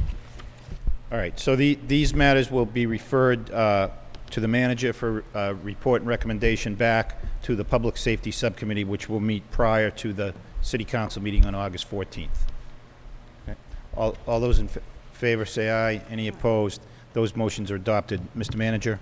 Oh, if I may, Mr. Mayor, just members of the council, just by way of a response somewhat to the motions, let me assure you that this issue has not been outside of my radar screen over the last several months. There was a number of issues regarding union representation that have been worked out that impacted this, but we have been working with the solicitor's office as well as outside counsel to try to address the unique situation that we have with Officer Butzelis. I did have a meeting just last week with Mr. Butzelis and Attorney Burke, and we have put this at the top of the list of items that needs to be addressed. And so we are working to find some type of solution to that. But I do think really that there has to be a longer-term strategy with regards to indemnification, particularly in the police department, to give the support to the police officers in the community to know that the city backs them when they're doing their job effectively and appropriately. And I think Councilor Mendonca's comment regarding all city employees, I think it does cut across. Certainly, police officers are a particular risk, but it does apply to a number of other employees as well, that they have to know that if they're doing their job on behalf of the city and behalf of the citizens, that they're going to be protected in that. So it is something that we are working on, and certainly, as I say, we have not forgotten, and I'm looking forward to having the opportunity to discuss this in greater detail with the Public Safety Committee on the 14th. Thank you, Mr. Manager. Thank you for your comments all this evening on this issue. So those motions have all been voted on and referred now to the manager for report back to the Public Safety Subcommittee August 14th. The next motion is a motion by Councilor Broderick. The City Council requests the City Manager provide the Tanner Street corridor plan and begin the process of updating the same. Second by Councilor Caulfield. Councilor Broderick. Thank you, Mr. Mayor.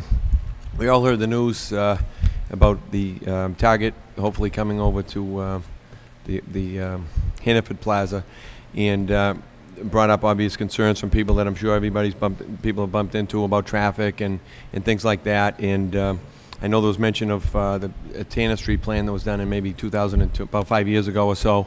And I just thought it'd be a good opportunity maybe for us to dust it off and take a look and see, if that's going to be one of the entrances to the city, to the downtown, what can we do? I know that Councilor Milanazzo, a year or so, maybe 2 years ago, filed a motion about planting some trees along there to kind of hide it. But and I know this, it takes money to do anything, but the city of Lowell seems to do best when they have a plan and a goal to work towards, and utilize the delegation and the teamwork and see what we can come up with to maybe, if we are going to make changes to infrastructure over in that area, that we have an idea what we might want to do down the road with the Tanner Street corridor. Thank you, Councilor. Mr. Manager? Councilor, I'd be happy to prepare that report, and might suggest to perhaps take it to the Economic Development Subcommittee in the near future. I did have an opportunity to meet with the Lowell plan recently and talk about some of the initiatives that we'd like to take up moving forward. I mean, we're certainly well on our way with a number of different projects in the city, but I think you're right. The city performs best when it has things on the horizon that we're working towards, whether it be as we spoke earlier tonight, a replacement of the Rourke Bridge, or what the next area is going to be that we're going to target economic development. Tanner Street is certainly one of those areas. I did meet with Department of Planning and Development just recently to talk about updating that plan and doing some getting ready to make that our next priority area, or one of our next priority areas. And we learned recently that there may be some funding available for some of the hazardous waste, the brownfield sites, that we may be able to tap into for that particular area. So I think with your motion, as well as the work we're currently doing on in that area, and the efforts of the Lowell plan, it's all of the forces coming together to that will enable that to be our next area for prioritization. So I'll be happy to prepare something and bring that to the Economic Development Subcommittee. Thank you, Mr. Manager. All those in favor of the motion say aye. Aye. Any opposed? The motion's approved. Next motion by Councilor Caulfield. The City Council requests the City Manager meet with the local delegation relative to requesting proper action to restore the $500,000 cut by the Governor for JAM plan funding. Second by Councilor Milanazzo. Councilor Caulfield. Thank you, Mr. Mayor. 13 days ago, State Representative Tom Golden called me at home and told me how the governor had cut the budget. I called Representative Murphy, Nangle, and I called Senator Panagiotakis, and then I called Matt Coggins, and I filed a motion. But, Mr. Manager, you already have drafted letters to the Lowell delegation. I appreciate that. And you plan on meeting with them and discussing the... It's very vital to the... I have... Mr. Manager? I have spoken to each member of the delegation. Representative Golden and I have communicated by voicemail, but the other members I have spoken with, and they've committed to me that that's higher on their priority list. And it was part of a larger earmark that the governor vetoed. It wasn't specifically the JAM plan funding. It was a larger category of spending, and but they're very optimistic, and that they can work to restore that. And so we're hopeful that that is possible. And Matter of fact, we have been in touch, yeah, and we will be staying in touch. The letter's dated July 13th, so Right. it didn't take you too long to get those out. I appreciate that. Thank you. Thank you. All those in favor of the motion say aye. Any opposed? The motion's approved. The next motion by Councilor Caulfield. The City Council requests the City Manager take necessary steps to place no parking signs at the Angle condominiums on Angle Street. Second by Councilor Milanazzo. Motion speaks for itself. All those in favor of the motion say aye. Any opposed? The motion is approved. Next motion by Councilor Rita Mercier. City Council requests the City Manager have the proper departments determine if the property located 8082 Lafayette Street be condemned, and if so, proceed accordingly. Second by Councilor Caulfield. Councilor Rita Mercier. Thank you, Mr. Mayor. I think there's someone registered to speak. Sharon? Just state your name and address, please, ma'am. My name is Sharon Janda. I live at 84 Lafayette Street in Lowell.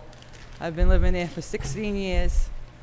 I was in that flood last year of May of 2006. I know a lot of you know about it. The home right next door to me, I'm speaking for myself and a lot of the neighbors in the neighborhood. There's nothing being done to that property. The health department has been over. The kid is living upstairs on the second floor. He had 5 months of garbage out in his yard. I could not sit in my yard because it stunk. They came out, they told him to take it out. Now it's been 3 weeks yesterday since he's thrown out his last garbage to the garbage. I'm nervous here. Yeah. But, you know, for him living upstairs and living in a place like that, it's terrible. I've cut the grass myself out front of his house twice. I did. My neighbor is here with me, okay? I don't want to do it anymore. You know, he's been turned into the health department. He's owned the home for 4 years. He's never maintained anything on that land. He's never cut the grass once on that property. It was his, most of the time was my husband, because he had tenants and we were really good neighbors and they didn't have a lawnmower, which it was nice. We always got along, but now he's living there. And the last time I spoke to the inspectors of Lowell, they said they were going to cite him because he was living there without an occupancy permit. And he's been there since, I would say, the end of last year. I have some pictures here that I bring that were taken, if you guys would like to look at them, from 2006 and now. Okay? You can actually keep them if you'd like. But I'm just asking for some help. I don't want the guy to lose his home, but you know what? He needs to do something. He really does. I can't believe he's living in it. And the city ain't doing anything either. There hasn't been one inspector go into that house as far as what I've seen. I dated the bottom of some of the pictures. That's it. Thanks. Okay. Thank you very much. Councilor Rita Mercier. Thank you, Mr. Mayor. I have before me a petition signed by 19 immediate residents of this particular building in question, asking this city to help in any way to remove the blight that has developed from the flood by which the present tenant/owner refuses to make safe and/or repair.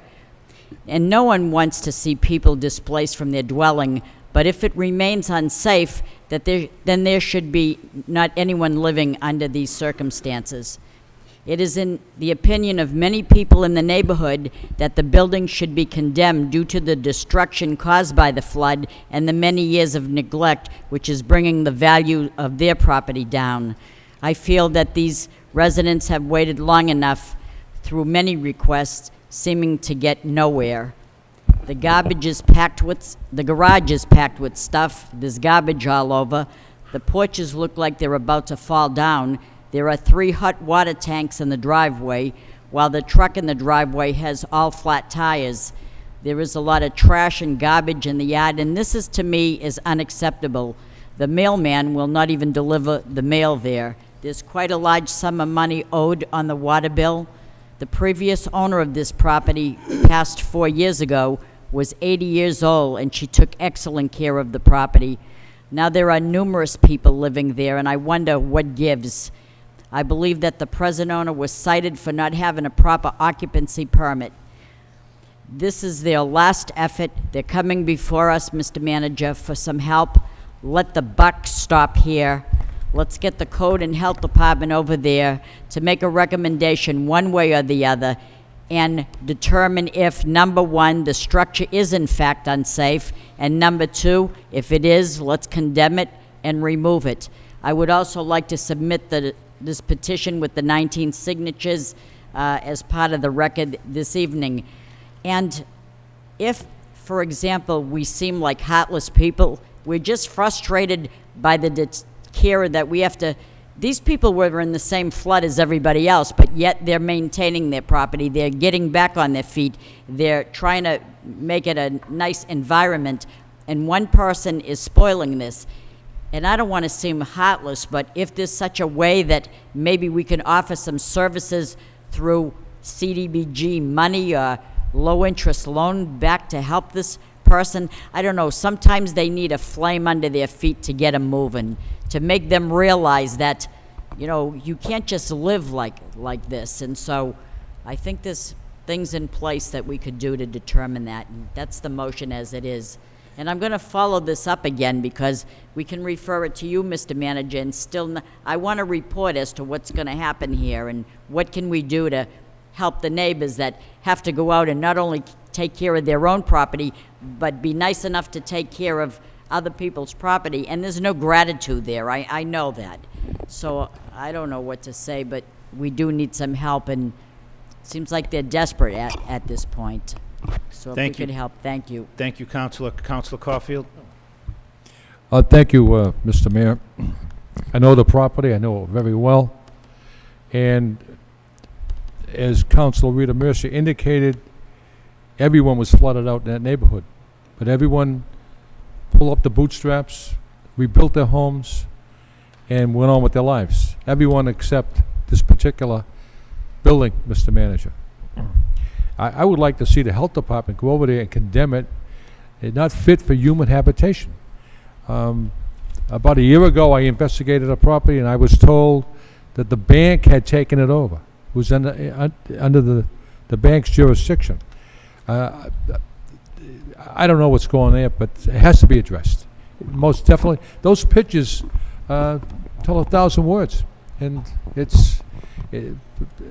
people have invested $50,000, $60,000, $70,000 rebuilding their homes, and this house looks worse now than it did in May of 2006. So it has to be addressed. Thank you. Councilor Broderick?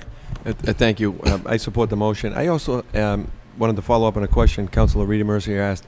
I actually had a citizen ask me this morning in a different neighborhood what the city's policy or what the city can do for people that have their grass overgrown to waist chest high. They thought there was a policy where the city could go out, cut it, and build them. And I didn't know the answer, and I just thought where it's come up now, I don't know if we can get it in the report or if we know. Councilor, I believe that there was a motion filed at the last council meeting regarding a similar, related to that, the height of the grass, and we have some people from inspectional services as well as the law department working on bringing forward a recommendation or bringing forward a report to the neighborhood subcommittee. Anything? Counselor Elliott? This is a good motion, and if you look at the pictures, I actually was in the neighborhood on Friday afternoon for a couple hours, and you know, it's unfortunate if there's a hardship with this, you know, with this particular resident. Clearly, we have been forthright. The city has stepped up time and time again to let them know that there is help here, but for these people to have to live next to this is not acceptable when there's weeks and weeks of trash and they can't even sit outside at their home. It's not acceptable. So, you know, it's good that she is here, but, you know, where is the health department? If they cited them, why haven't they fined them? And if they haven't responded, then, and if there is no occupancy permit, it just seems to me that there should be some, you know, strict and immediate action taken from, you know, from the city perspective, from the inspectors. There's got to be laws or rules that have teeth that can warrant immediate action. So, you know, I mean, there are code violations, you can tell just by looking at the pictures. So, in the future, I also wanted to add 91 Alma Street, similar home, 91 Alma, A-L-M-A. You know, a house has been abandoned, and maybe there's something being done. I don't know if you know, and I don't want to take away from, but it's an issue, and we, you know, what has been done? Can you give us a report on that, Mr. Manager, and what will be done immediately? As the occupancy permit and health violations, has anything been done On this particular project? on this particular project? I'll have to You'll check find on that, out. Counselor. I don't know that off the top of my head. But Okay. I mean, I'm somewhat familiar with that there were issues out there. I wasn't aware of the current issues, you know, how it progressed, but we'll follow up with the Health Department and Special Services and take the appropriate action. Okay, I don't know why somebody would want to live in this particular home in the condition that it is, but people certainly shouldn't have to live next to it, so thank you. Thank you, Counselor. Anything further on this topic? Right. All those in favor of the motion say aye. Any opposed? The motion is approved. I know I spoke to the health department and the building inspectors. Now, I know I made a comment that the building inspectors haven't gone into it. Now, the only reason why they don't get into it is because they don't answer the door when they go over there. They bang on the door, and the kid doesn't come down. Now, that pod that you've seen in the pictures, the truck was out there, last week, I believe, to remove the pod. And they got totally disgusted. They were kicking the door and everything, trying to get in, and he wouldn't come out. You know, Send Dave St. Hilaire, he'll get in there. it's awful. When I was leaving to come down here tonight, his girlfriend was going out. And I was totally amazed. I was shocked. That The city will follow up and take action on this property. Okay, the last motion is mine. Any objection for taking it here? It's a request for the city council to ask the city manager to take necessary action to name the basketball courts at Shed Park or some other suitable tribute for Ed Finnegan, second by Councilor Broderick. The motion does speak for itself, but I did want to add that Ed Finnegan, in addition to giving many years of service to the city on the License Commission, was one of the founders of the Lowell Recreation Department Basketball League, I believe in 1975, a league I played in when I was in the 8th grade. And that was the first year, and Ed was one of the founding coaches in that league. And so I think that's why the person who suggested this, the basketball courts, would be appropriate, but they may be named for somebody else. But we should find something suitable for Mr. Finnegan, and that's the point of the motion. Be referred to the manager of the Board of Parks for appropriate action. Right. Okay. Sure. Any further discussion? Yes. Councilor Rita Mercier. Not on your motion, Mr. Mayor, but if I could just make a, take you back to 2 weeks ago. Let's vote the motion. Oh, then. I'm sorry. All those in favor say aye. Any opposed? The motion Thank you. is approved. Councilor. Thank you, Mr. Mayor. Through you to the city manager.